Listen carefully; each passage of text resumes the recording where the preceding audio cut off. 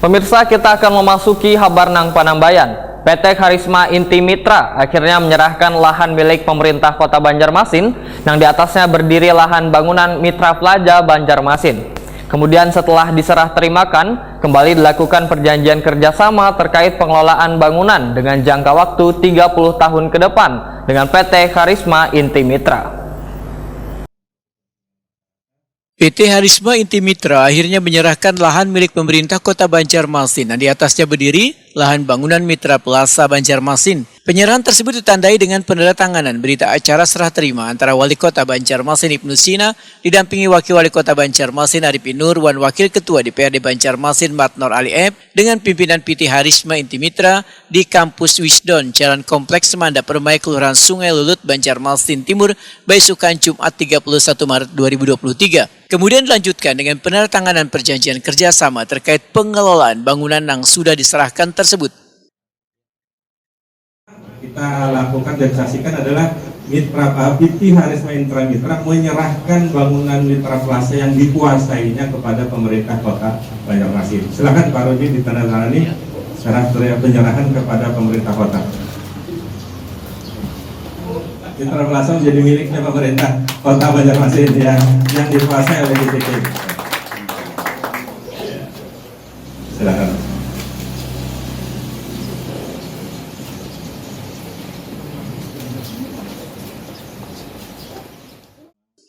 Wali Kota Banjarmasin Ibnu Sina Takuni Prima TV memadahkan gedung Mitra Plaza milik PT Kim yang berdiri di lahan bekas Pasar Gembira yang merupakan milik pemerintah Kota Banjarmasin yang 30 tahun sudah dikerjasamakan akhirnya secara sah telah diambil alih dan dikelola sepenuhnya oleh pemerintah kota. Ibnu Sina menyatakan setelah diserah terimakan kembali dilakukan perjanjian kerjasama terkait pengelolaan bangunan dengan jangka waktu 30 tahun ke depan dengan PT Kim. Nantinya saban 5 tahun sekali, pemerintah kota akan melakukan evaluasi terkait kerjasama atau sewa, yang pembayarannya sebesar 300 juta rupiah setahunnya.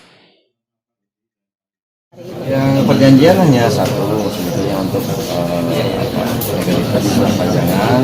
Kemudian yang pertama dari penyerahan. Ini yang paling fundamental saya kira ya, bahwa aset ini kemudian sudah menjadi milik kota dan sudah diserahkan. Makanya ada berita acara untuk penyerahan.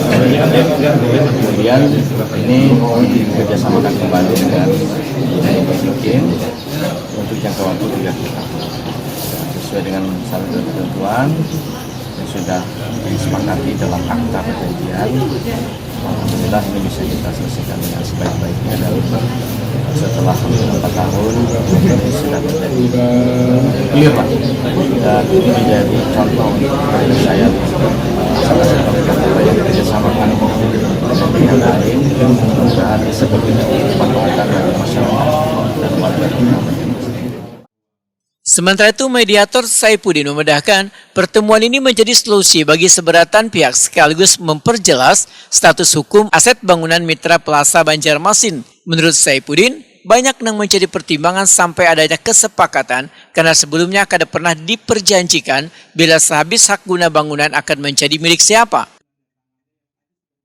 Sebenarnya dalam bahasa ini kita sebenarnya banyak hal yang dipertimbangkan lah dalam bahasa itu ya.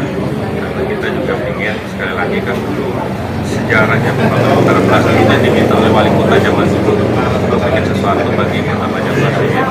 Tapi dulu itu kan tidak pernah diperjanjikan kalau hak ininya itu berakhir jadi milik siapa, karena rejim hukum dulu kan belum mengatur itu.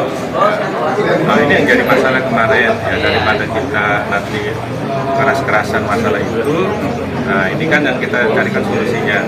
Solusinya hari ini udah disepakati, kita serahkan itu kepada pemerintah kota, tapi kemudian nanti akan kita coba renovasi. Untuk diketahui, pemerintah Kota Banjarmasin akan menggunakan sebagian dari bangunan tersebut untuk mal pelayanan publik yang rencananya lelang pengerjaan pada akhir Maret 2023 dengan harapan di tahun 2023 ini sudah bisa beroperasi.